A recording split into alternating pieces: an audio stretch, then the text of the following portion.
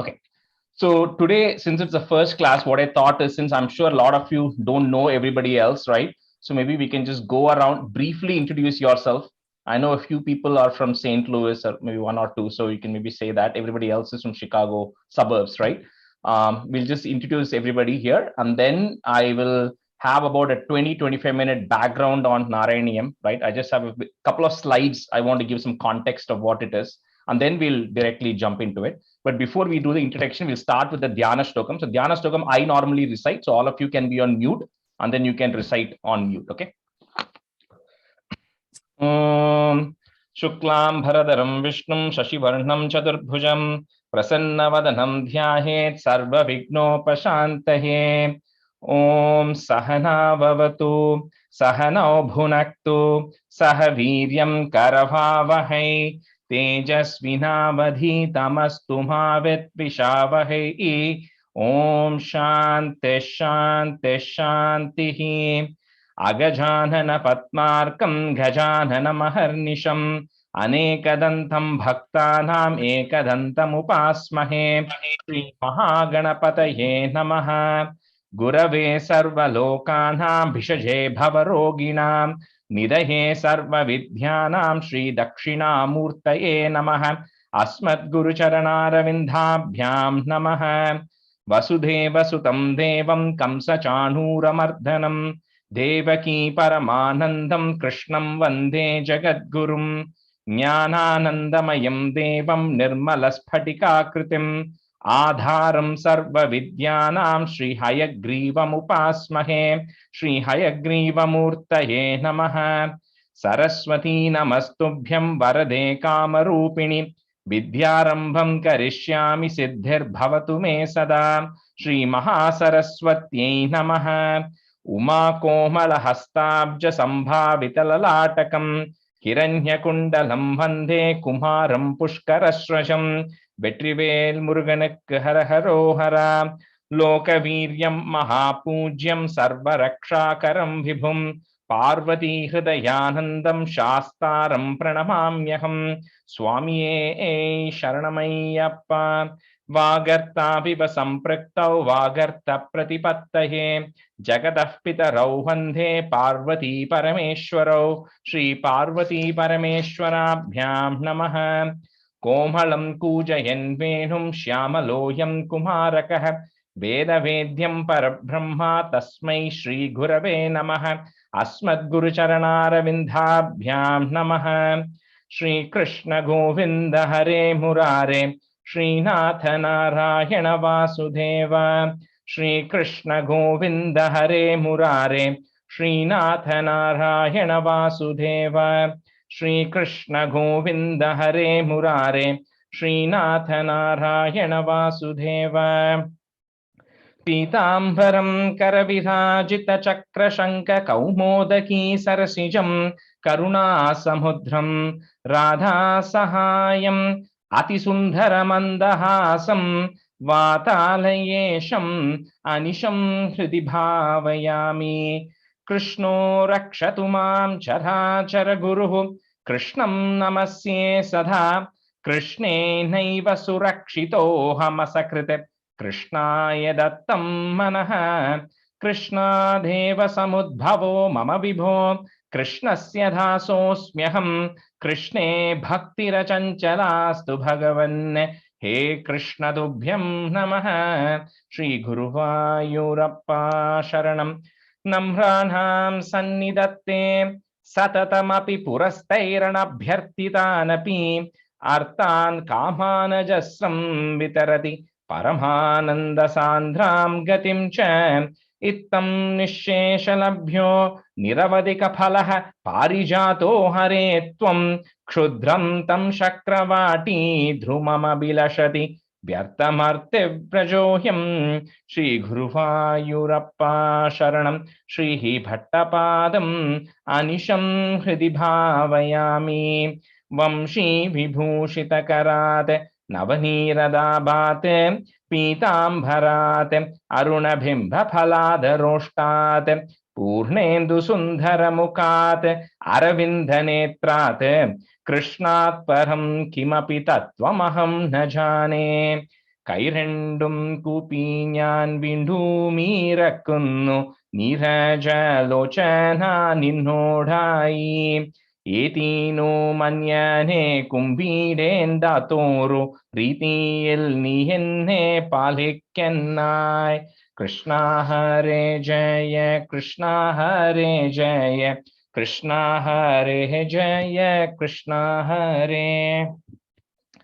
So I know some of you may not know all the things here, but that's okay. Majority of the stuff you'll know. I think the maybe number 15, which is a little bit tough, we're going to be learning it as part of the first chapter anyways. So the rest of the stuff, I think you can just practice, and we'll be doing it in every class. So you'll eventually get familiar with all of that, right? Okay, so that's how we typically start, and I always start my class sharp on time 7 and end it. I'll make sure you don't stay beyond 8:30 also, right? So so maybe we'll just do a quick round of introductions. I'm just looking at my screen and I'm going to call out the names in that order, right? So Sandeep, can you just go first?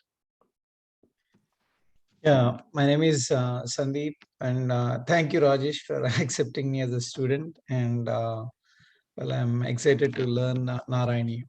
I don't know what else to say. That's good. I'm from Chicago. Yeah. And most people might already know Sandeep from Devi Mahatmyam stuff. So okay, Rupa, you're next on my screen.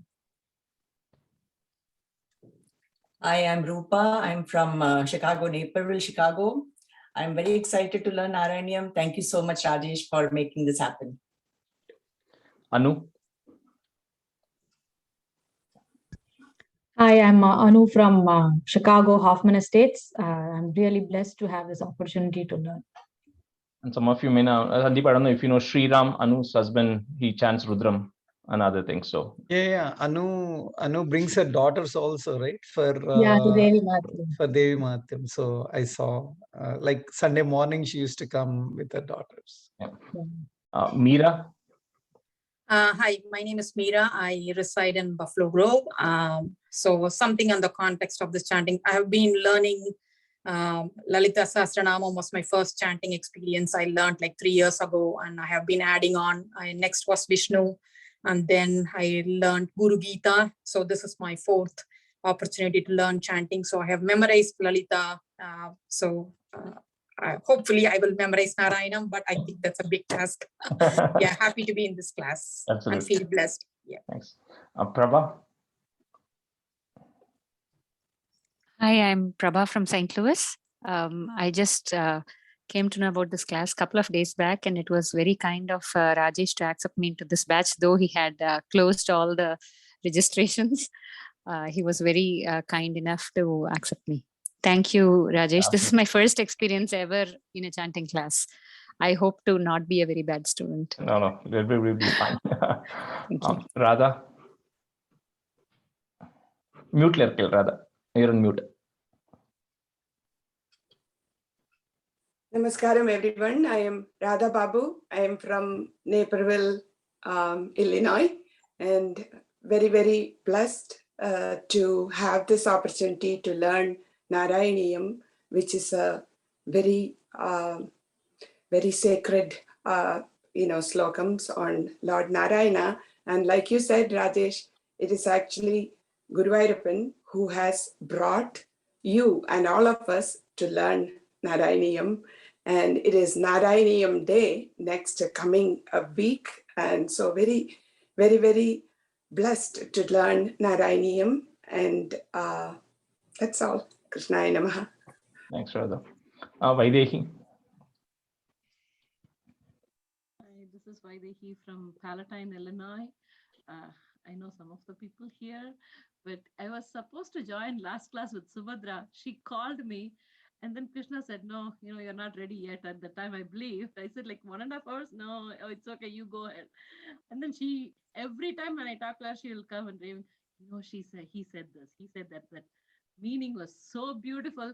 And I'm like, okay, this time I'm joining. It doesn't matter if it's 1.5 hours or whatever it is, I'm joining this time. So, absolutely. Thanks, Vaidehi. Vikram. Namaskaram. Name is Vikram Jagannathan, and on behalf of my wife, Soumya Jagannathan, we thank you so much, Sri Rajesh ji, for reaching out to us. It is indeed Lord Shri Krishna's blessings that we are able to join and participate in this class. So thank you so much. And the good news is Vikram, along with some other of my students, they're participating as a couple, which is always amazing. So I always tell people, this is not just for ladies, although Krishna doesn't have a gender, we call him a god, man. It was written by Bhattacharya, who is also a male. I'm teaching, I'm also a male, but somehow 90% of his students are women for whatever reason. I think women, there's more bhakti in women, so there's nothing wrong with your husbands all to join, but Vikram and his wife are joining, and there's another person, Gopi, who's not in today's class, but his wife, they are completing 100. So there's another couple, and there are a few other couples actually who are joining as a couple into the class. So thanks, Vikram. Purna. Hi, namaste everyone. My name is Purna and I'm from Ottawa, Canada. And I'm very blessed to be part of this Narayaneeyam batch, to learn this, this very great opportunity. Thanks, Purna. Thank you so much. Tulsi? She just want to say hi.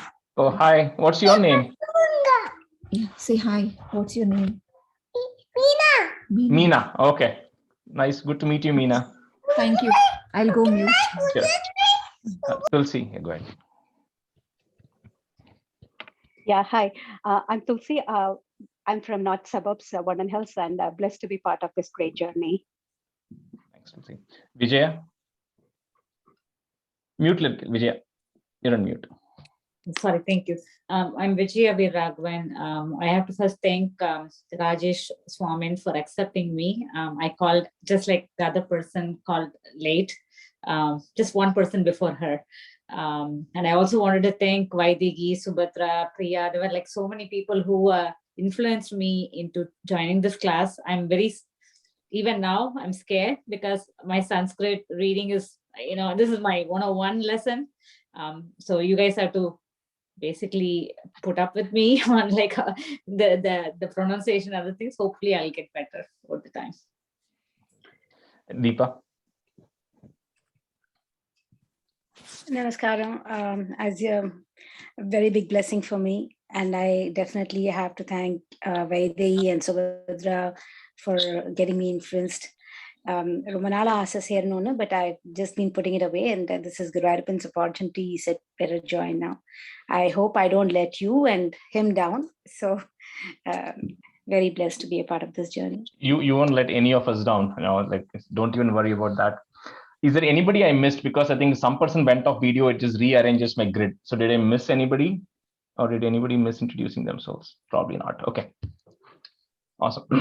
So thanks everyone. So what we'll do, right? And the good news is we have a huge contingent of people from Northwest suburbs who have learning now, right? We have almost 65 people who are in the journey, and we are 10-15 more joining here, right? And all this has happened since last April. It's unbelievable, right? We just started this last April with a group of about 8 people who reached out from the Grace Lake Temple who knew me. And then that's how this class is built, right? And even St. Louis, I think we have 5 or 6 people from St. Louis, right, who are also learning. And the first set of people, they're going to finish 100 chapters by December, end of next month. So it takes about, I would say, a year and 8 months if you stay through the entire journey, right, to learn all the 100 Dasakams, right? So what I'll do is, I know since most of you are all working, you're all used to seeing PowerPoint presentations. So I thought I'll also put a couple of slides just to tell the story and the context. So nothing more than that. Okay, so otherwise it'll be just me talking and you'll be looking at my face. So I just thought, I'll just share this. Let me know once you see it. Okay. Can you guys see these slides? Can you see it? Yep. Okay. Yes, yeah. So kind of 4 main things, right? Because like anything in Santana Dharma, right, you have to understand the why first, right? So you got to, because if we're going to be learning Narayaneeyam, so you got to first understand why Narayaneeyam was composed. Then it was written by Narayana Bhattacharya. So you got to understand, okay, who is he? Right? Why should we learn something that was written by somebody by name that, right? So what is the context? What is the importance behind him? So you got to understand that.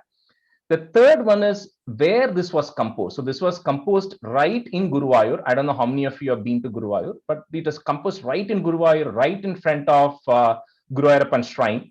So there is a significance of why Bhattathri did not go to Thiruvananthapuram, Ananta, the kshetram that is there, Ananta Padmanabha kshetram that is there. Why he didn't go to any other place? Why did he compose it in Guruvayur, right? There's a Sthala Puranam. There's an importance of the place why it was composed. So that is another context, right? So we have to understand those three things so that, so it's always important to understand that before you actually get into learning it itself, right? And then the last section today is I'm going to briefly touch on kind of how we're going to run the class. And then we will start with Dasakam 1. We may just cover a couple of stanzas today. So I'll, try to go at a reasonable pace. And if you have any questions, of course, feel free to pause me and ask, right? It's not a one-way conversation. So just a quick recap of Mahabharata, right? For those of you. So you all know, sorry. So after when the Mahabharata war got over, right?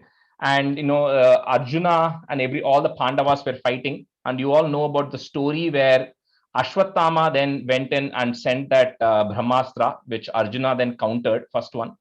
Then eventually what Ashwatthama also had done prior to that was he actually went and killed all of the children of the Pandavas. So Abhimanyu, who is the son of Arjuna and Subhadra, you all know he went into the Chakra Vyuha and then he got killed. But then there are 5 other children for Pandavas. And Ashwatthama, he went in and then they all went in and killed those 5 people thinking those were Pandavas, but they ended up being Pandavas' children. So which means that the Pandavas lineage, the 5 children had gotten eliminated. Then there was one child, Abhimanyu was already then killed in the battlefield. To Abhimanyu and Uttara, there was a son who was born, or who was in the womb actually. And his name was not Parikshit then because he was not born, but he was in the womb. And at that time, Ashwatthama then sends this Brahmastra to go and kill the baby in the womb, right? So the baby is not born, because if the baby is not born, then entire Pandavas lineage then gets eliminated with these 5 Pandavas who had then after the war decided that they don't want to do any more war. So at that time, the image you are seeing here is because Ashwatthama cannot recall the Brahmastra that he has sent, and it is going to go and destroy the target. So Krishna then goes into the womb of Uttara. So he shrinks himself down to the size of a thumb and then goes inside the womb of Uttara. And then he goes and protects the fetus. He goes and protects Parikshit from the Brahmastra because nobody else could have gone and stopped the Brahmastra. So there are 2 meanings to the word Parikshit. One is one who has actually undergone a pariksha, who has undergone a test before he is actually born. That is one obvious meaning of Parikshit.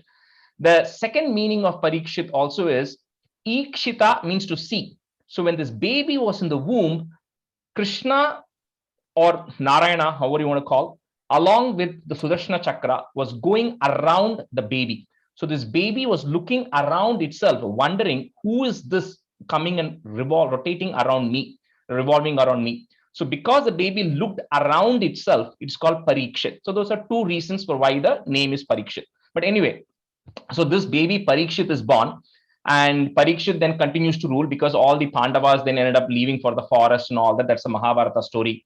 So one day Parikshit then goes hunting, and he was about 60 years old at that time. And he goes hunting, and then he was very thirsty.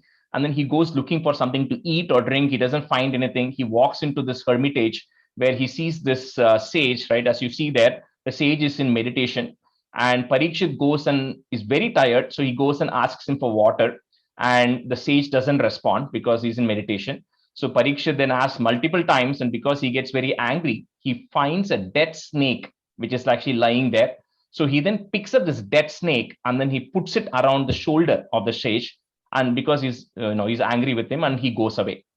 So the sage, when he wakes up, he sees the dead snake. He doesn't react to it. He knows what happened. But the sage's son comes, and his son's name is Shringan. And the sage's son Shringan comes in and he sees what has happened to his father. And then when his father tells this is what has happened, the Shringan gets very upset. And then he curses Parikshit, saying that 7th day from today, you're going to be bit by Takshaka, the head of the king of snakes, serpent, and you're going to die. So that is a curse he gives Parikshit. So this sage who then feels bad about it because Parikshit is the king and he's a very righteous king. So he then at least sends a message to Parikshit saying, hey, look, this has happened and my son has cursed you. I can't do anything about it, but then you're going to die in 7 days, right? And you're going to die in 7 days and you're going to be bitten by a snake. So typically, if anybody comes and tells us, that we have 7 days left, we all have a huge bucket list of things that needs to be done. So Parikshit then goes and asks his ministers, what should I do? I only have 7 days left, right? So at that time, so let's just pause there for a second and then we'll come into that story, right? So prior to that, what happens is Vyasa, right, who composed Mahabharata and also Veda Vyasa, because he divided the Vedas into the 4 categories so we can understand. He has a son by name Shuka Brahmam, and his son Shuka Brahmam ends up being even more talented or even more pious and even more religious and more, he knows all the Vedas way more than Vyasa.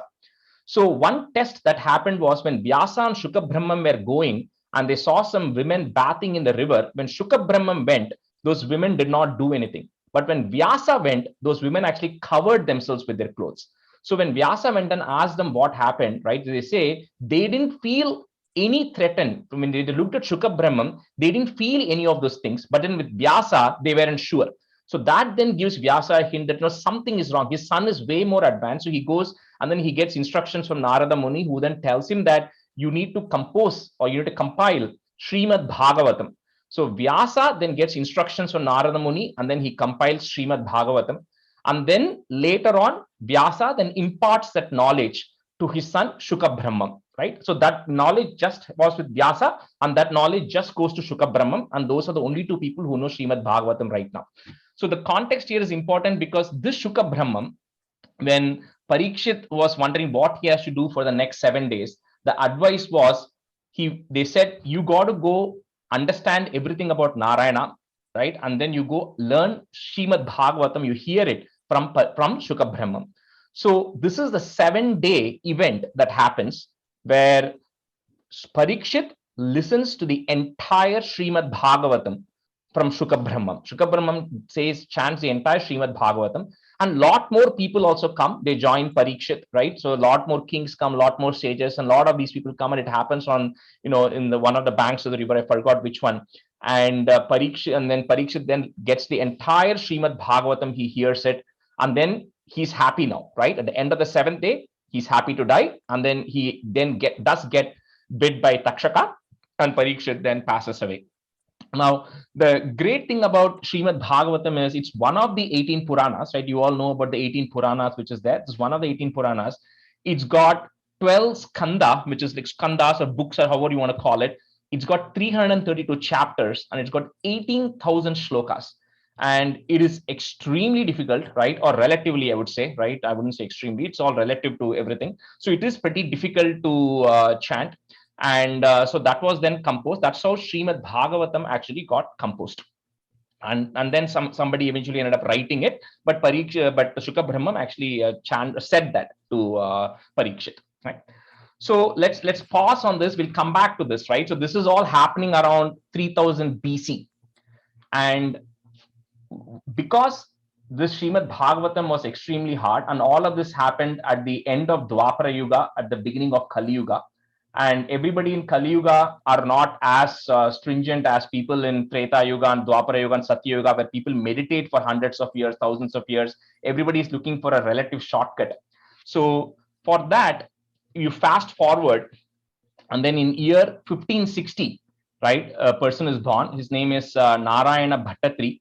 And there are some stories which say that he is an incarnation of Shuka Brahmam itself, right? To simplify Bhagavatam, Narayana Bhattathri was born. We don't know that, but maybe not. So Narayana Bhattathri, he was born in Kerala, and you need to know kind of where he was. So he was born in a Divya Desham called Tirunavaya, which is in Bharatapuzha River. I think maybe Radha and few others who are from Kerala may know where he is, where that is. So he had, he was born into a Brahmin family. So of course, like every other person, he learned all the Vedas. He was very devout and he was very religious and he had learned everything. And he was also a master mathematician as well. And some of those things will come up when you kind of look at some of the stanzas he's written and how he kind of it's called Katapayadi Sankhya, where they encode mathematical numbers into the stanzas itself, into a sloka stanzas, right? So he's done a lot of work around all of those things, and he's had a lot of what you call teachers along the way. So when he came into his youth, I don't know what age, like everything else, he got distracted, and then he started going into not so good ways. Eventually he got married, and he was still a little bit, like childish, right? So one day what happened was, in his wife's house, the wife's one of the uncle or some relative who's actually a famous astrologer, that person was actually drawing the Rashi Chakra outside the house, and Bhattadhripad comes and then he jumps over it. And when he jumps over it, which you're not supposed to do, then that person stops and reprimands Bhattadhri and says, that, and that kind of triggers something. Sometimes you need a trigger, and that happens, and Bhattadhripad then realizes, that he's been kind of wasting his last few years, and then he then changes his ways, and then he starts getting more into, compiling a lot of work. So he's done a lot of religious works Bhattadhripad has compiled, which is not famous mainly because Narayaneeyam took more prominence, right? So the other things anyway got downplayed. So anyway, so all of this is happening, and then he gets a guru called Achyuta Pisaradi, from whom he learns a lot of things. And one day what happens is, this guru Achyuta Pisaradi then gets sick with rheumatoid arthritis, and he's completely bedridden. He's not able to move. And Bhattadhripad then goes to him and says, you taught me a lot of these things. What can I give you as Guru Dakshina? And the Guru says nothing. Achyuta Pisaradi says nothing is needed. But then Bhattadhripad feels that it is his duty to somehow, pay his Guru something. So then through mantra and tantra margam, he takes over the illness of his Guru. Now, don't ask me how he does it, right? Maybe they were able to do it then. So he takes over the illness. So his Guru no longer has rheumatoid arthritis, but Bhattadhripad now gets it. And he's still a very young person, right? He's somewhere in his 20s. And he's suffering terribly from rheumatoid arthritis. And he doesn't know what to do. So he takes some of his disciples, and then he decides to go to Guruvayur. Now, the question that comes is, that's what I was telling earlier, right? There's a Sthala Puranam that is there as to why Bhattadhripad went to Guruvayur, right? He was in Kerala. He could have gone to any of those. Even the place where he was, Tirunavaya, also has Krishna temples, right, and on Bharatapuzha river. So, but he decides to go to Guruvayur. So we'll kind of connect why Bhattadhripad then went to Guruvayur, right? So now we're going to rewind back to Parikshit's time. So Parikshit, after, he passes away, he had a son called Janamejayan, and this son grows up, he becomes the next king. And when he becomes the king, then he goes and asks this Maharshi Uttankar, what happened to my father? I've heard a lot of great things about my father. How did my father die? So then Uttankar explains all the logic of how Takshaka came, and Takshaka bit him, and that's how Parikshit died. So this Janamejayan, then gets very angry, and then he performs this sacrifice called as Sarpa Satra Yagam. So when he performs that sacrifice, essentially what happens is, wherever the snakes are in this entire world, they all come and they fall into the fire. So essentially he's getting rid of the entire Nagas and the entire snakes, right? Because his father got bit and father got killed by that. So at that time, Astika Maharshi comes and says, look, the person who bit your father is Takshaka, and Takshaka is under the protection of a lot of the gods and the devas and everything. You're not going to be able to get rid of Takshaka. But in the matter of process of killing Takshaka, you're ending up killing all these other snakes which have not done any harm.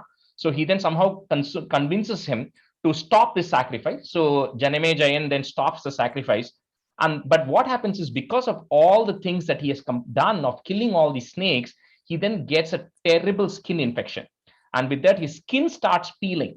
So when Janamejayan is wondering what I should do, how do I get cured out of the skin infection, he then, back in 3000 or some BC, right, 2800 BC or something, he then decides to go to Guruvayur. So Bhattadhripad is thinking, if Janamejayan, who had all of these issues, and he has done terrible sins, and he's had worse infection than Bhattadhripad, if he was able to go to Guruvayur, and if he was able to get himself cured out of the skin infection, Bhattadhripad felt like he's nothing. He said that I should be able to go to Guruvayur, and that Guruvayurpan there will be able to cure me of this rheumatoid arthritis from which I am suffering. So that's the reason Bhattadhripad goes to Guruvayur, right? Now, why did Janame Jayan go to Guruvayur, right? And you all might know the story of how Guruvayur came upon, right? That's the importance of that sthalam. Is way back when Brahma was worshipping, wanted an idol to worship, Narayana comes and gives Brahma an idol with Chaturbhujam, with 4 arms, which Brahma prays.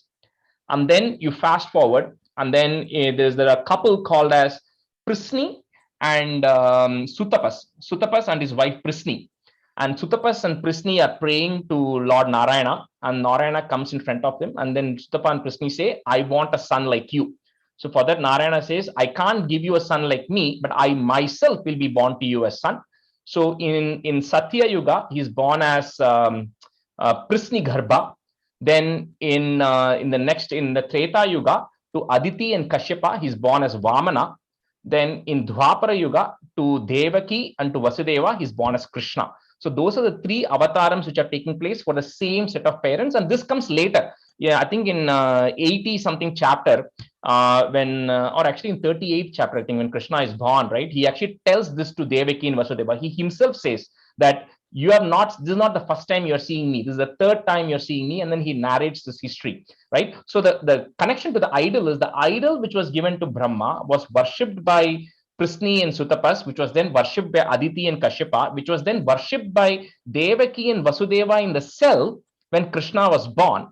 And later on, when Krishna went and freed Devaki and Vasudeva, that idol was taken by Krishna to Dwaraka, where Krishna actually worshipped that idol there in Dwaraka. There was a temple for that.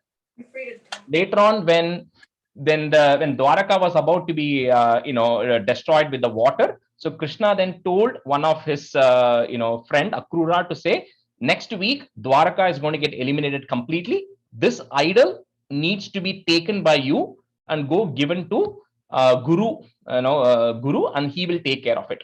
So Brihaspati, right? So then next week Dwaraka then gets eliminated, goes away. Then this idol is there. This idol is given to Guru or Brihaspati, who along with Vayu then go and travel south, because they then travel to say, where can I install this idol? So when they're traveling south, they come across a lake where Shiva and Parvati are there, and Shiva and Parvati tell him that you have to build, set the idol up here in this place. That place is called Mammiyur. For those of you who have been to Guruvayur, you should know there's a Shiva temple in Mammiyur, which has been there for several years, but somehow people don't know that anymore, right? Guruvayurpan has kind of taken over that spot. So, but Mammiyur is still a Shiva temple. So Shiva and Parvati say you have to establish Krishna's idol here, because that was where Prachetas, there's another long story, just keeps going, right, as to why that was there. So, but the short answer is there's a huge Sthala Puranam importance to that place, right, and this idol was then set up by Guru and Vayu in that place. That's why it's called Guruvayur.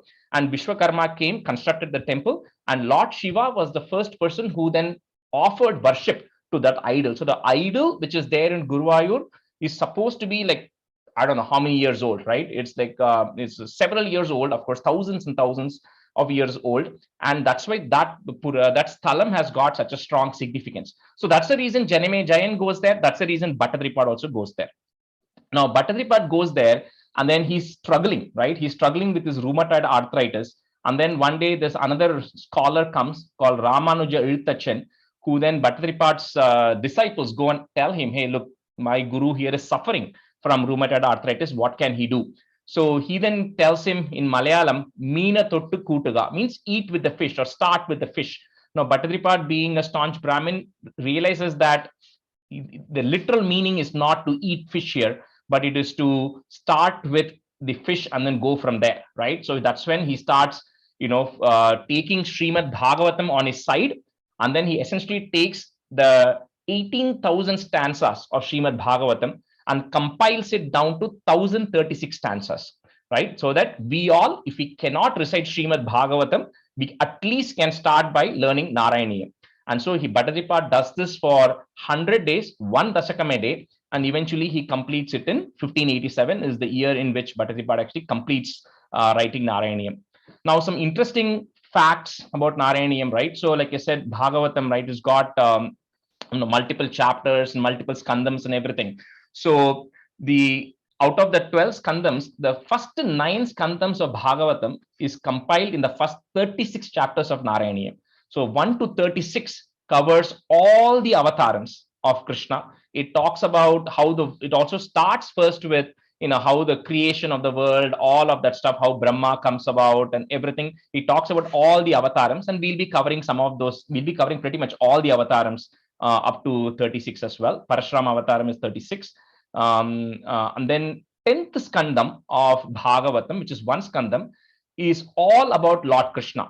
And Bhattadri has taken Dasakam 37 is where the Krishna Avataram gets initiated in Narayaneeyam. And 88 is the last chapter in Narayaneeyam where Lord Krishna comes. And that is the Santana Gopalopakhyanam, which is a very interesting chapter. So that happens till Dasakam 88. So essentially 51 chapters of Narayaneeyam is all directly related to Krishna and Krishna Leelagal.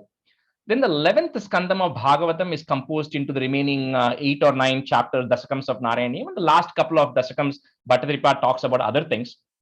So at the important couple of very interesting things here is at the end of every chapter in Narayaneeyam, Bhattadri then summarizes that and says, you, Krishna, have done all these things.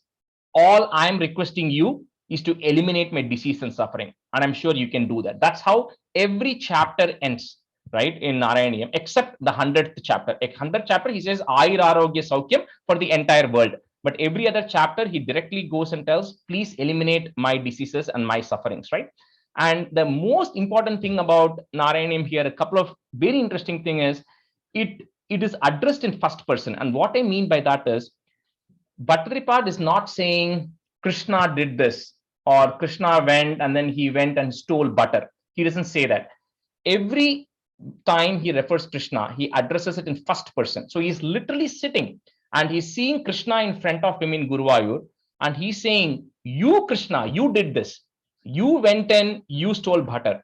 You went in and you did this, you stole the clothes of the Gopikas. You went in and you did Rasa Krida with the Gopikas. So everything is addressed in first person. And there are some very interesting first person addresses we will see when it comes to Ramavataram and few other things. So I don't want to steal the thunder on those things, but that is very important. That's why in a lot of places, Tuam will come in Narayaneeyam. So I will, because a lot of people end up saying Tam at that point. So I will correct it saying it is not Tam, it is Tuam, which means you, because Bhattadri is saying it in first person there.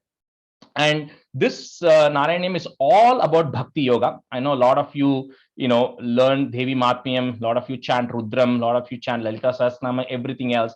A lot of those things, and I'm not saying one is better or anything. All I'm saying is a lot of those things have set of rules and rituals you have to follow, right? So because there's a lot of tantric principles which are embodied into it. So Devi Matmyam also, you also know there's a lot of subtle meanings which are embedded into it. All the aksharams you are saying, there are important meanings which are embedded into each of those aksharams, right? So there are a lot of other things which are there in, Rudram also same thing, this homam that happens with it. But Narayaneeyam is all about Bhakti Yoga. And there is actually one very interesting thing which happens in Dasakam 76, right, where Uddhava actually goes to meet the Gopikas, and I'll just chant 2 lines from there. So in that it says, Evam bhaktis sakala bhuvane nekshita nashruta va kim shastraughaihi kimiha tapasa gopikabhyo namastu. So when Uddhava goes there, he says, Evam bhakti, this kind of devotion, sakala bhuvane, in the whole world, na nekshita na shruta, you wouldn't have seen nor you would have heard. And he says, Kim Shastra Gehi. So he says, what is the purpose of learning all the Shastras and Vedas? And Kimiha Tapasa, he says, what is the use of doing all this meditation? Because he says, none of this is important, because the devotion that the Gopikas have towards Krishna surpasses everything that everybody has done. So that's why he says, Gopikabhyo namastu. He says, I completely bow down to Gopikas because they are the supreme bhakti that anyone can visualize is what the Gopikas had towards Krishna, right? So that's why this entire Narayaneeyam is all about Bhakti Yoga. That's why I think some people had asked me, should I wear a traditional 9-yard sari? So I would say my view is multiple places it comes in Narayaneeyam is, it doesn't matter. All it matters is Bhakti. So even if you're saying something's wrong here and there, if you're saying it with Bhakti, that's what is most important aspect of Narayaneeyam, right? So I wouldn't worry about anything else, as long as the whole idea here is when you end this class, your devotion and bhakti towards Krishna should have increased. That's the only scale by which we'll measure it, right? So that's kind of the quick background I wanted to give. I know it took some time, but I wanted to make sure that everybody got a good background on this. So anybody has any questions or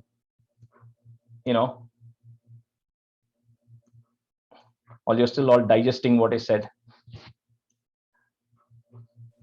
I thought interestingly, you talked about Bhakti Yoga and you didn't talk about Bhagavad Gita. You talked about Rudram, you talked about Lalita Sahasranama. Bhagavad Gita talks about all the yogas, right? It talks about Karma Yoga, Jnana Yoga, Bhakti Yoga. And the point here was Narayaneeyam is all about Bhakti Yoga, right? It says, and a lot of chapters, right, you'll come, right, where it says, you all know about Kuchela stories, right? You all know about a lot of these things where Gopika, even the Gopika, Gopikas, right? So they are like, they never did and went and offered things. They were just thinking about Krishna all the time. That's all. They never expected anything in return. They just wanted to be with Krishna. So I think that is the essence of the Bhakti Yoga that Narayaneeyam is trying to drive, right? So I don't know how you were able to compile such introduction. It's beautiful, like because there's so much to talk, right? Like how can you narrow it down to so much? Yeah, I think it's over a period of time, right? I also have to compile my thoughts anyway. But I hope you guys got an idea. The idea was, why was Narayaneeyam written? What is the importance of Bhattathri part, and why was it written in Guruvayur, right? So those were the three things, because you need to understand that, because when somebody starts telling, you need to respect that person, right? If Bhattathri part has said something, if you don't know why Bhattathri part wrote it, what is the importance of it, then you're also not going to give value to that, right? So okay. Rajesh, quick question. Yeah. Srimad Bhagavatam has 12 skandams. Is the 12th skandam condensed in Narayaneeyam? No. So I think one of the skandam, it's not there in Narayaneeyam. I don't know exactly what a 12th skandam is. So that 12th skandam is not there. 10th is the biggest skandam in Bhagavatam, which is what Bhattacharya has primarily taken. And for example, some things from Srimad Bhagavatam, it talks about the end of Krishna, and Bhattacharya's view is Krishna is not left. He's right here in front of my eyes. So what do you mean Krishna is gone, right? So there are subtle things like that, right, which doesn't get covered. But the core essence of everything that is there in Bhagavatam is covered in this, especially the 10th skandam. Literally every chapter that there is, the story is covered in Narayaneeyam. So you talked about this Mammiyur, right? Yeah. Mammiyur, it's a Shiva temple. It's right in Guruvayur. It's 10 minutes walk from Guruvayur temple. It's a Shiva Parvati temple there, and the lake. And there is also a lake right next to Guruvayur, right? And this comes, I think, in the 10th chapter or something, where Prachetas, who are some of the big sages, they actually do tapas in the water, right? And in that Bhattacharya part says that this is the lake in which this is a tank, lake in which there is a tapas. So he actually, because he's sitting right in Guruvayur, right? But is looking at Krishna. And then he says, oh, they came and did the tapas, and Shiva taught them Rudra Gita to Prachetas, to those people. So something called as a Rudra Gita. So which Shiva then teaches them. And then Bhattacharya says, this is the lake where they taught it, right? So because that lake still is there, of course, the tank was in Guruvayur, right? So yeah, Mammiyur is an amazing temple. It's again a small temple, right? That was there from several years back, but then it's like Guruvayur temple starts growing up in size. All the shops come and take up the space, and now like 95% of the city is related to Guruvayurappan, and the 5% of the city area is still dedicated to Mammiyur, right? But that temple has been there for way older than Guruvayur temple. Okay. All right. So just moving on last, and then we'll get into the class. So I won't bore you all too much. So our section, like I said, we broke it into 3 sections, right? So what we'll do here is we learn about 21 chapters, Dasakams here. Dasakam means it's got 10 stanzas. That's what a Dasakam means. But some Dasakams, some of them have more than 10, some of them have less than 10. That's why 100 Dasakams have 1036 stanzas, right? So there are some which are extra, but that's what a Dasakam means. So these are all, as you can see, we are covering all the key avatarams which are happening, right? So Varaha Avataram, we'll cover Narsimha Avataram, Kurma Avataram, Vamana Avataram, Matsya Avataram, then Ramacharitra, Rama Avataram, Parashrama Avataram, Krishna Avataram. So we're going to cover all the main avatarams and some very important chapters like Gajendra Moksham and other things we'll cover. And then we'll end with 100, which is Keshadipada Varnanam, which is the vision Bhattacharya sees in front of him on the 100th day. right? He sees Krishna right in front of him, and Bhattacharya is describing Krishna from his hair to his toes. And that's how then eventually he gets cured. So that is happening in 100th chapter. And then we'll end it with learning about Narayana Kavacham also, which is part of Srimad Bhagavatam. So Narayana Kavacham, it's not in Narayaneeyam, but it's part of Bhagavatam. So we learn that also. So like I just said a few things, right? So on an average, it will take us about 5 months. We will go at a rate of 1 Dasakam per class. And generally speaking, I do not skip any class. Okay, so all classes. So, but for you, if you are not able to come, I can understand that, because everything will be recorded. So we will upload it on YouTube, right? And like I said, we'll start on time, end on time. We'll have a couple of review sessions in between. So maybe when we finish 7 chapters, we'll then devote 1 class to review. When we do 15 chapters, we'll do 1 class to review everything, right? And then I generally have a Parayanam at the end where we'll chant all the 21 chapters. And like I said, if we upload it, I'll send an MP3 recording. All the MP3 recordings are there on Google Drive, but I won't give you a link to that now. I'll send you as the class progresses. My only expectation is everybody is expected to practice the previous class, because it'll get very tough, right? And because we have about 15 students in the class, the way I will do it is I'll pick 2 students every class to review the previous chapter. And then for first half of the class, 2 students will be learning it, will repeat after me. And the next half of the class, 2 other students will repeat after me. So the way is I'll explain, I'll chant the full stanza, I'll explain the meaning of the stanza, then I'll tell you where to break it, how to, where to pause, where to add, all that stuff. And then I will repeat it. Then each one repeats 2 times after me, right? Each of those 2 lines. So that's kind of how we will go. And just inform me if you're not able to come. That's totally fine. So just inform me so that I don't, put your name as a student for the class, right? So that's pretty much it. So any other question before we can jump into the class? Okay. So I'll stop the share. All right. So with that, let's jump into the first one. So today I won't pick anybody, but I can whoever wants to volunteer today, being the first class. I need 2 people who want to volunteer. Okay, Vikram and Purna. Okay. So again, like I said earlier, I know some of you are Tamil, some of you are Telugu, so I'll try to stick to English, but sometimes Tamil might come out, right? So you are not obligated to be on video, but if I pick you as a student, then please be on video, because sometimes what's happened is my Wi-Fi goes away and then I keep talking. And if somebody is on video, then I realize that nobody is moving and something is wrong with my Wi-Fi. So at least for that purpose. Okay. So we'll start. So like I said, I think I said earlier, right? I definitely prefer you have a printout. There's no other way out, right? Either a printout or a book, because you'll see that I will tell where to pause, where to add and all that. So the general rule is when I say put a comma, I mean you put a comma and that means you pause there briefly. Okay, that's only because, and people ask, why should I pause there? The answer is you can chant the whole 4 lines together in one shot. My grandfather used to do that. But then it's very difficult, right? So then if you want to start breaking, then the question comes is, what is the right place to stop? So that's one reason. So that's why when I say put a comma there, then please make sure you put a comma, because that is telling you if you have to stop, this is the right place to stop. That's number 1 reason. And sometimes I tell put a plus, which means join the 2 lines and say it together, because it's spilling over into the next line. The second reason is when we do a Parayanam, right? When we have 50 people coming and chanting, and if we're all following, you're all chanting together, when one person is on the mic and that person doesn't stop, and then you end up stopping, then you suddenly go out of sync, right? So at least for that purpose, I tell everybody I'm very particular about if there's a pause, then you have to pause, right? Otherwise, we'll all go out of sync and we can't have a group Parayanam in that case, right? So that is the other reason. Okay, so with that, we'll start with chapter of Dasakam 1. So Dasakam 1 is about the glory of the Lord, right? It is Bhagavan Mahimanu Varnanam. It talks about why this Lord is important. And by this Lord is very specifically talking about Guru Ayyappan. He's not talking about Narayana. He's not talking about Rama or anybody. He's talking about Guru Ayyappan. So why Guru Ayyappan is important, what is the glory of Guru Ayyappan is what it starts with the first chapter.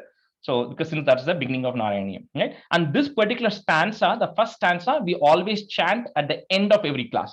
So the beginning of the class, we chant the Dhyana Slokam. At the very end of the class, we chant this Slokam, and then we chant Kayena Vacha, and then we end the class, okay? So stanza 1. Sandhanandhava bodhatmakam anupamitam Kaladeshavadebhyam nirmuktam nityamuktam nigama shatasahasrena nirbhasyamanam aspashtam drishtamatre punarurupurushartatmakam brahma tattvam tattavad bhadi sakshat guru pavanapure hanta bhagyam jananam. So here Brahma Tattvam. So Bhattaripad is starting by defining what Brahman is, right? So he says this Brahman is Sandhranandava. So it says it's not happiness, because happiness is something that is temporary. It is there, you get something, you get happy, then you lose something, then you're no longer happy. So it's dependent on something. So this, he says, is not happiness. And the closest word definition is bliss. He says this is condensed bliss. This is all the bliss condensed together, right? Is forms this Brahman, because this Brahman is always in that state of bliss. The second thing about this Brahman is you cannot compare it to anything else. You cannot say this is greater than that or it is less than that. It is greater than the greatest. It can be smaller than the smallest, right? You cannot compare it with anything, because only if you compare, you can say which is greater. This is incomparable to anything. That's number two. Number three is Kala Desha, Kalam and Desham. Kalam means time, Desham means space. So we all can say right now, I'm sitting in 60047 zip code right now. So right now, I'm not anywhere else. I'm only in this place. So this is Brahman. You cannot point to a location. You cannot say this Brahman is at this, in this location, nor so space coordinates. You cannot give a space coordinate, nor can you give a time coordinate. So I am here right now. Tomorrow I might be in Naperville. So with Brahman, you cannot say at what time he was here at this time or she was here at this time. So it's beyond time and space. So you cannot you cannot be bound by time and space. Second thing is Nitya Muktam. So everybody who's born is bound by karma. There's no doubt. We are all born here because we have to evaporate some karma, but in the process we gain more karma. But everybody who's there is bound by karma, including Brahma. So in the later on chapters, it comes everybody who's into the Brahmandam, including Brahma and all the Indras, Devas, all the gods are bound by karma.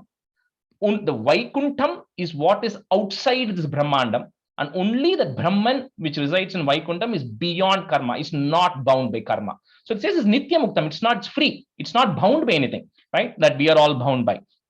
So because of all these things, Nigama Shatas, all these, Nigama means Vedas. So all these Vedas, hundreds and thousands of branches of Vedas and Upanishads, everybody is trying to explain this Brahman, but it's extremely difficult. Nobody can comprehend it, right? If anybody says, hey, I get it, that means they actually didn't get it, right? Because it's just not easy to get it. So it's aspashtam. That's what Bhattaripad says here. Aspashtam. It's not spashtam. It's not clear. It's so complicated, right? But then once somebody realizes this, what this Brahman is, then Uru Purushartakam. So which is Purushartakam, the various things are dharmam, moksham, kamam, all of that are the various destinations or goals. But then the highest goal is moksham. So on realization of this Brahman, you get the highest of the Purushatmakam, which is liberation, mukti or moksham. Now he says all these things which are so complicated, but then he says, don't worry about it, because Bhagyam Jananam, the people of this world are so blessed, Bhagyam, because right in front of my eyes, right? Sakshat, right? That's why it says Sakshat Guru Pavanapure, that Brahman itself is there in front of me as Guru Ayyappan. So don't worry about the fact that you do not understand what Brahman means, what it means to be without bound by karma or any of these things. Doesn't matter. I don't care, because right in front of me is that Brahman itself manifested in the form of Guru Ayyappan, right? So that's how he starts with this thing. So that's what he says. Don't worry about anything else. Just pray to Guru Ayyappan, and it's as if you don't have to worry about what Brahman is. So now we'll start. I'll tell you how to say the first. We'll do two lines. So anytime there are 4 lines, we'll break it into two lines. Some chapters have small lines. We'll do all 4 together. Okay. So Sandra Nandhava Bodhatmakam Anupamitam. So sometimes when I break like Bodhatmakam Anupamitam, you don't necessarily have to break it that way. You can say it together. Bodhatmakam Anupamitam together. But if you're not able to say it together, then break it at that ma. like Bodhatmakam Anupamitam. Okay, I don't want you to break at a wrong spot. Okay, that's why. So Sandra Nandhava Bodhatmakam Anupamitam, comma, Kala Desha Vadibhyam. Then comma after that. End of that line, you put a comma. Nirmuktam Nitya Muktam, comma, Nigama Shatha Sahasrena Nirbhasya Manam. So I'll say it once, and then Vikram, you say it 2 times, and then I think Purna, you say it 2 times. Okay. Sandhranandava bodhatmakamanupamitam kaladeshavadebhyam nirmuktam nityamuktam nigama shatasahasrena nirbhasyamanam. Sandranandavabodhatmakamanupamitam kaladeshavadebhyam nirmuktam nityamuktam nigamashatasahasrena nirbhasyamanam. Sandhanandavabodhatmakamanupamitam kaladeshavadebhyam nirmuktam nityamuktam nigamashatasahasrena nirbhasyamanam. Nirbhasyamanam. Yeah, just one correction. The first line, Sandranandava Bodhatmakam, that bha is a small ba, not Bodhatmakam. Sandranandava Bodha, just small ba. Okay. Okay. Ampurna, go ahead. Rajesh, like in Sandranandha is second dha or first dha? First dha. Okay. Sandranandavabodhatmakamanupamitam kaladeshavadhibhyam nirmuktam nityamuktam nigamasatashahasrena nirbhasyamanam.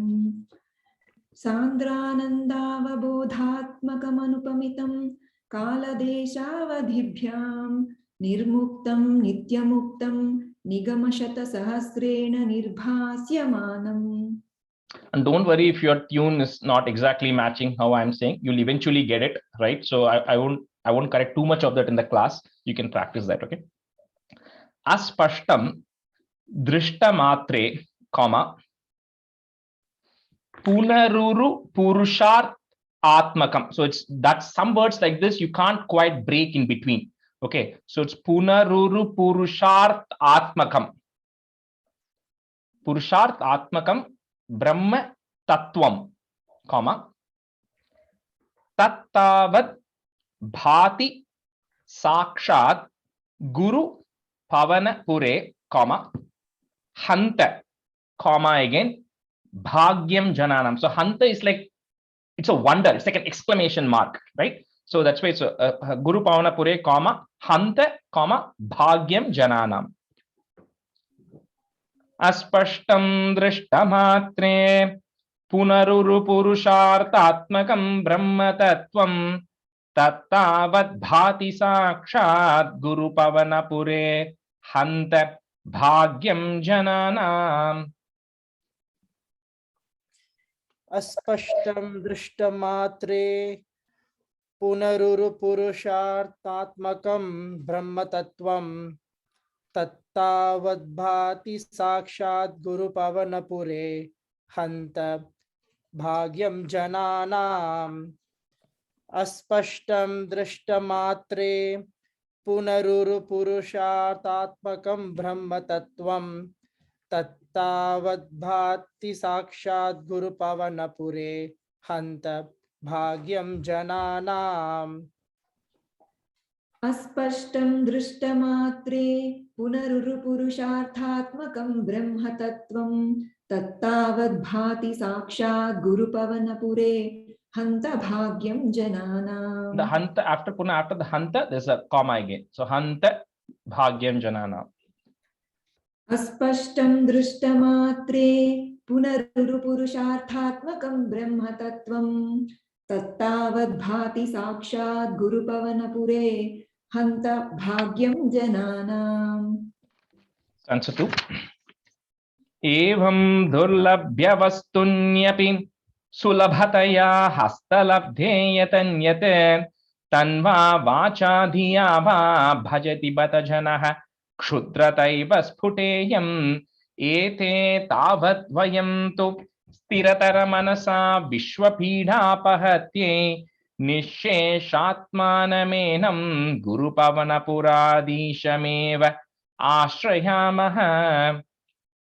So here, so remember he said how difficult Brahman was to comprehend, right? So he says this such a durlabhyam. Labhyam is easy, durlabhyam means hard. So something which is so hard to obtain or so hard to comprehend.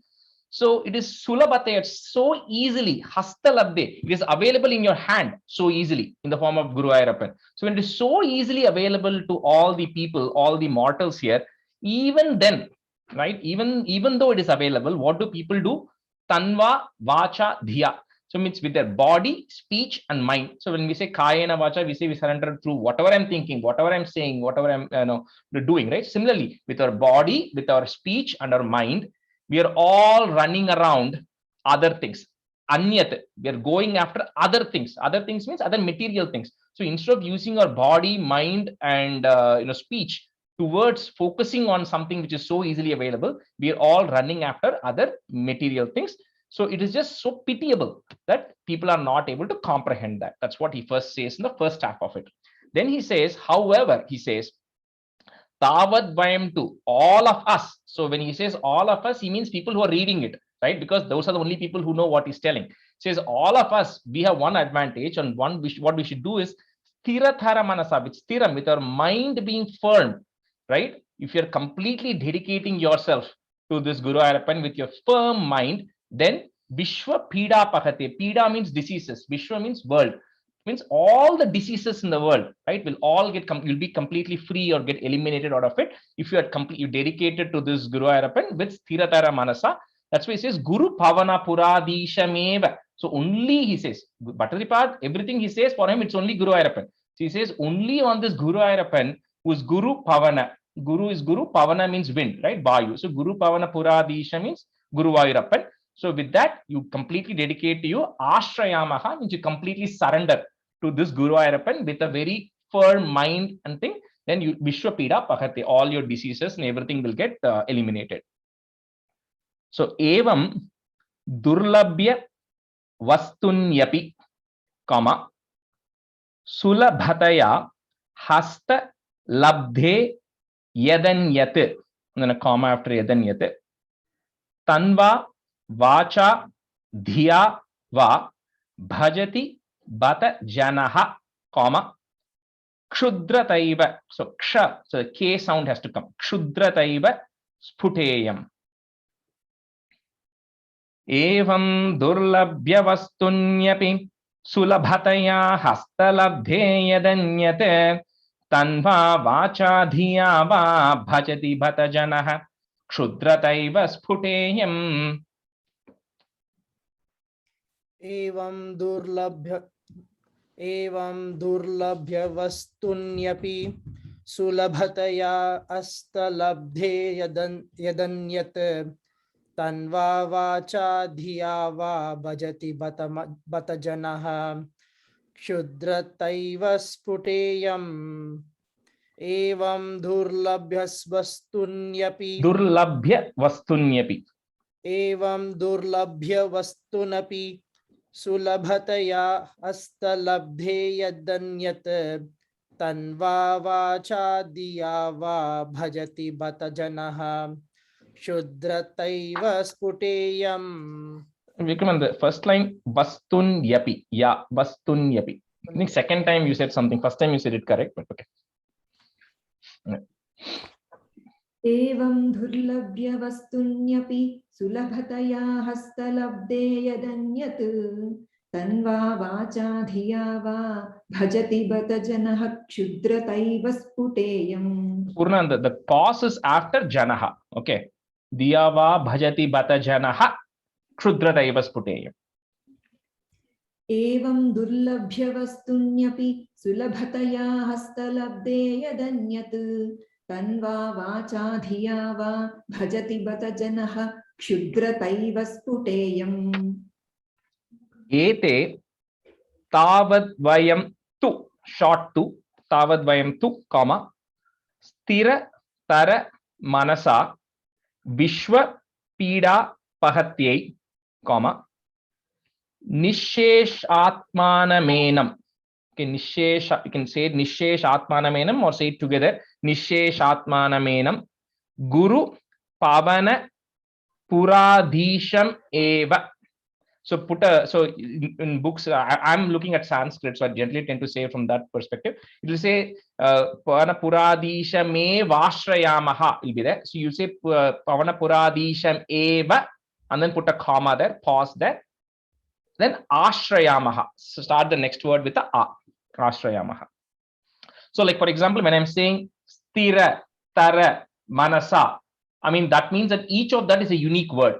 Okay. So that's kind of what it means. If you have a long word and you're not able to say the whole word, then the reason I'm breaking it up is you can break it that way. Stira, Tara, Manasa, that way. Okay. Ethe tavat tu stiratara manasa vishwapida pahatye nisheshatmanamenam guru pavana puradishameva ashrayamaha. Ete tavadvayam tu stiratar manasa vishwapida pahatyai nisheshatmanamenam guru pavana puradishameva ashrayamaha. Ete tavadvayam tu stiratar manasa vishwapida pahatyai nisheshatmanamenam guru pavana puradishameva ashrayamaha. Ete tavadvayam tu stiratar manasa vishwapida pahatyai nisheshatmanamenam guru pavana puradhishameva ashrayamaha. Ete tavadvayam tu stiratar manasa vishwapida pahatyai nisheshatmanamenam guru pavana puradhishameva ashrayamaha. Stanza 3. Satvam yattat parabhyam aparikalanato nirmalam tena tavate bhutair bhutendriyaiste vapuruti bahushah shruyate vyasavakyam tat swachhatvat yadachadita parasukachet garbha nirbhasa rupam tasmin dhanyaramante shrutimati madure sugrahe vigrahete. So Shruyate Vyasavakyam. So this is what I heard Vyasa say. So he's telling what Vyasa has said here. So every this Sattva guna, Tamaguna, Rajaguna is in a mix with everybody, right? So here what the Bhattacharya is saying is this form of yours, the ideal form of yours, which is in Guruvayur, although it is like everybody else, it has got eyes, it has got hands, it has got a body, it has got legs and everything. And generally in Sanatana Dharma, you never go and ask or tell what is this idol made of, because some of them are made of wood, some of them could be stone, some of it is granite, right? So generally you don't go and ask that. But here Bhattacharya is saying, let me tell you, this form of yours, although it has got all these various body parts like normal human beings do, it is pure sattva. That's what Vyasa has said. There's no tamas and no rajaguna in this body. It's pure sattva guna, right? And in the pure sattva guna, it is again the supreme bliss, which is Brahman, is in this form as pure sattva guna.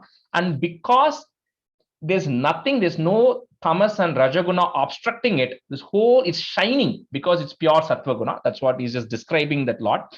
And then he says the people who are fortunate, dhanya, the people who are actually fortunate, right, who are actually done all this punyam, are able to worship the Lord in this form, looking at it right in front of it. So he just continues to say, why it is important, because he says it's easy to grasp the image. Now, of course, the challenge when you go to Guruvayur is, I don't know how many of you have been there, but the Lord there, you cannot see, right? It's like Tirupati, right? The Vigraham is only about 1.5 feet or 2 feet tall.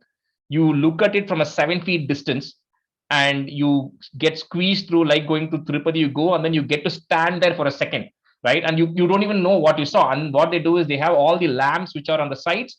It is generally, unless you go for Nirmalya Darshanam in the morning where nothing, the Lord is not covered, it is always covered with Chandanam, right? Chandanam and just flowers all over. So you don't even know how the Lord actually looks, right? It's what you, that's what you see. That's what you remember. You just see Chandanam, and that's, you just see a structure which is made of Chandanam, right? But anyway, but he says, but maybe Bhattacharya part, when at that point he must have seen the original Vigraham, right? With less people going there. So he says it's so difficult to contemplate all this, but you are standing there concretely in front of me, and I can see this form of yours which is shining.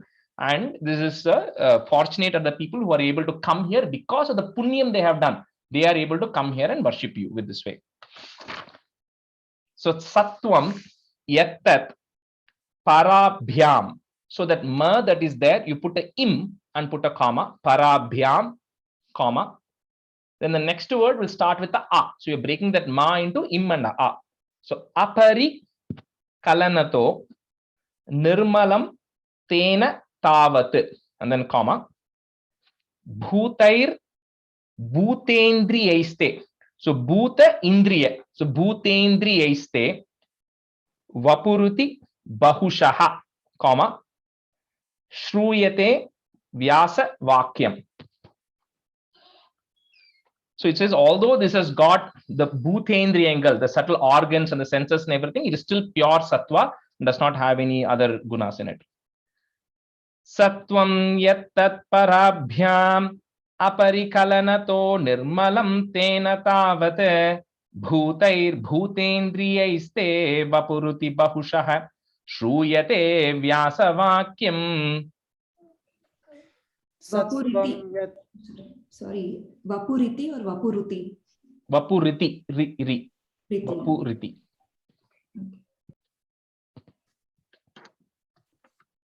Sattvam yattat parabhyam aparikalanto nirmalam tena tavat bhutair bhutendriyaiste vapuriti bahushah shruyate vyasavakyam. Vikram, and the yattat, right? So the it sound, we generally put it at the end of the sentence if it comes, only so that it lands properly for the tune. So when it's coming at yattat, you don't have to say yattat, then it won't land for you. Okay. Sattvam yattat parabhyam aparikalanato nirmalam tena tavat bhutair bhutendriyaiste vapuriti bahushah shruyate vyasavakyam. Sattvam yattat parabhyam aparikallanato nirmalam tena tavat bhutair bhutendriyaiste vapuriti bahushah shruyate vyasavakyam. Sattvam yattat parabhyam aparikallanato nirmalam tena tavat bhutair bhutendriyaiste vapuriti bahushah shruyate vyasavakyam. And the pause is after bahushaha. Okay. Bahushaha. Tat swachatvat. So if you have a dhya, Sanskrit, those who look at dhya, we're going to break it into it and a ya. Okay. So tat swachatvat, and then put a comma. Pause there. Next word starts with a ya. Yadachadita para sukha chit garbha nirbhasa rupam. Okay, so that word is easily breakable. So yadachadita para sukha chit garbha nirbhasa rupam, comma, tasmin dhanya ramante, comma, shruti mati madhure sugrahe vigrahe te. Tat swachatvat yadachadita parasukachet garbha nirbhasa rupam tasmin dhanyaramante shrutimati madhure sugrahe vigrahe te. Rajesh Garu, can you chant 2 times? Sure. Tat swachatvat yadachadita parasukachet garbha nirbhasa rupam tasmin dhanyaramante shrutimati madhure sugrahe vigrahe te. tatsvachatvat yadachadita parasuka chit Garbha. Chidgarbha nirbhasa rupam tatsvachat tatvat yadachadita parasuka chidgarbha nirbhasa rupam tasmin dhanya ramante shrutimati madhure sugrahe vigrahete tatsvachat tatvat. So one second. Tat swachatvat. Tat swachatvat yadachadita parasukha chidgarbha nirbhasa rupam tasmin dhanya ramante shrutimati madhure sugrahe vigrahete. तत्स्वच्छत्वात् यदच्छादितपरसुखचिद्गर्भनिर्भासरूपं तस्मिन् धन्या रमन्ते श्रुतिमतिमधुरे सुग्रहे विग्रहेते. तत्स्वच्छत्वात् यदच्छादितपरसुखचिद्गर्भनिर्भासरूपं तस्मिन् धन्या रमन्ते श्रुतिमतिमधुरे सुग्रहे विग्रहेते. Do one more stanza today and we'll stop. Nishkampe nityapurne nirabhadi paramananda piyusha rupe nirlinaneka muktavali subhagatame nirmala brahma sindhau kalho lollasatulyam khalu vimalataram satvamahustadhatma kasmano nishkalastvam sakala iti vachaha tvatkala sweva bhuman. Because Bhattacharya also was a big poet, so a lot of places he starts comparing, right, giving comparing things. So here he's saying you is comparing Guru Arpan to ocean. So when he says, just like how the Brahman is, he said the Brahman is like an ocean which is nishkampe, doesn't change. So ocean doesn't change, ocean is always that way.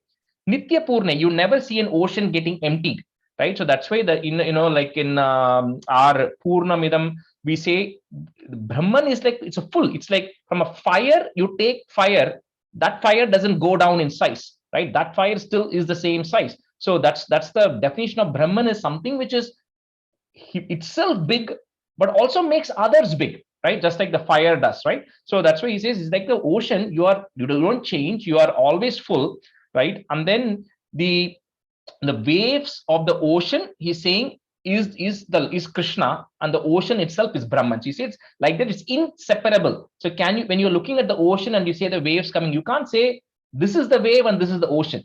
The waves are coming from the ocean, but the waves are the ocean itself too. So that's why he says you are just, it looks like you are different from Brahman, but you are Brahman too, just like the waves and the ocean. That's the comparison he's doing here. And then he says, because of this, and then he's also, the other thing he says is that pearls which are found in the ocean, so the comparison he gives is all the people who are liberated, who then go and eventually join you, are the pearls that you are wearing, O Krishna. So the Muktamale, that's what he says, the Muktavali. Muktavali also means it's a garland of pearls. Also, it could also mean liberated soul. So he says all of that, it's the same thing. That's what they actually eventually come and merge into you, and that's what you are. And the other important thing here, which he again says in the last stanza, is that the Nishkala and Sakala. So there's the Brahman, the Bhagavan has 6 attributes, which by definition, if you have those 6 attributes, then you're called a Bhagavan. That comes in the 10th stanza, so I'll tell that then. So he says, this incarnations of yours which have taken place, Matsya Avataram, Kurma Avataram, Narsimha Avataram, are only part avatars of the Lord. So it's called Leela Avatarams. He comes, he does one particular thing, and then he goes away. There are only 2 Purna Avatarams, full Avatarams, which are Rama Avataram and Krishna Avataram. Out of that, the Krishna Avataram is Krishnasya Bhagavan Swayam. So for Krishna Avataram, it's like, even for Rama Avataram, it's not with the full 6 attributes. because Rama followed certain things. There were certain things Rama did, certain things Rama couldn't do. And you'll see in Krishna Avataram, there's nothing that Krishna doesn't do. And one thing which is a joke, which so don't take it seriously, but they said Rama had one wife, and that wife got stolen by Ravana. So Krishna goes and he brings 16,100 women who Narakasura had kept, right? And then he brings them and gives them shelter. 16,108 women he took care. Not one of them got stolen, right? So this is a joke, right? So, but the point here is Krishna Avataram is like, there is nothing which Krishna couldn't do, right? So that's why it says it came with the entire strength of the Bhagavan came in. So that's why Krishna, so that's why it says this one is like a Nishkala. That's why it's called Nishkala. No wonder the others, none of the other avatars are called that, because they're only part incarnations of you. So Nishkampe, Nitya Purne, comma, Niravadi Paramananda Piyusha Rupe, comma, Nirlinaneka Muktavali Subhagatame.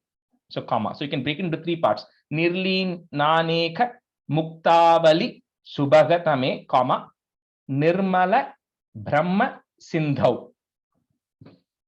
Nishkampe Nityapurne Niravadi Paramananda Piyusha Rupe Nirlinaneka Muktavali Subhagatame Nirmala Brahma Sindhau. Nishkampe Nityapurne Niravadhi Paramananda Piyusha Rupe Nirlinaneka Muktavali Subhagatame Nirmala Brahma Sindhau. Nishkampe Nityapurne Niravadhi Paramananda Piyusha Rupe Nirlinaneka Muktavali Subhagatame Nirmala Brahma Sindhau.